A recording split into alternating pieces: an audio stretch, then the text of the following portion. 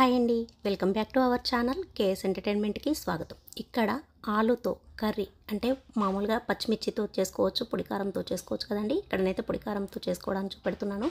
ఇలా ఒక 3 ఆలుగడ్డలు తీసుకొని పీల్ చేసి ఇలా సన్నని కొద్దిగా చిన్నగానే కట్ చేయాలండి. ముక్కలు బాగుంటుంది కర్రీ అలా చేస్తే.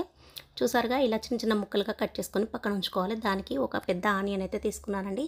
దీన్ని కూడా చాలా సన్నగా చాప్ చేసి పెట్టుకోవాలండి, బాగుంటుంది. నేను రెగ్యులర్గా మామూలుగా కుక్కర్లో వేసి చూపెడతాను కదా, ఇవాళ మూకుల్లో వేసి వండానండి. చూడండి, ఇలా 1 టేబుల్ స్పూన్ ఆయిల్ తీసుకున్నాను. తర్వాత కొద్దిగా పోపు దినుసులు యాడ్ చేసుకోవాలండి. అలాగే ఒక సగం స్పూన్ అయితే జీలకర్ర వేసుకున్నాను. కొద్దిగా పసుపు కూడా యాడ్ చేసుకోవాలి. మనం ముందుగా చాప్ చేసి పెట్టుకున్న ఆనియన్ వేసి ఒక్కసారి కలపెట్టుకోవాలండి.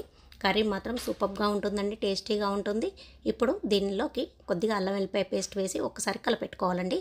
అల్లం వెల్లిపాయ పేస్ట్ తప్పకుండా ఖచ్చితంగా స్మెల్ పోయే వరకు ఫ్రై చేసుకోవాలండి. తర్వాత సన్నగా చాక్ చేసి పెట్టిన పొటాటో కూడా వేసుకున్నానండి.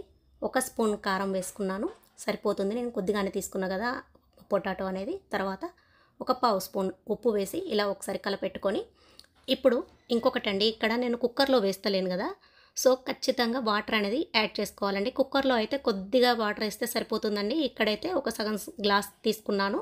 ఒక 20 or 30 ml ఉంటుంది వాటర్.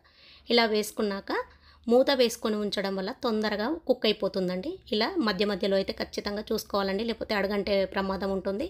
ఇంకా ఉడకలేదు. ఇప్పుడు మళ్ళొక్కసారి చూసుకుందామండి. ఇలా బయట వండితే ఇలా చాలాసార్లు చూసుకోవాల్సి వస్తుందండి. అందుకే నేను కుక్కర్లోనే వండి చూపెడతాను మీకు ఎప్పుడు కూడా. కర్రీ అనేది అయిపోయిందండి.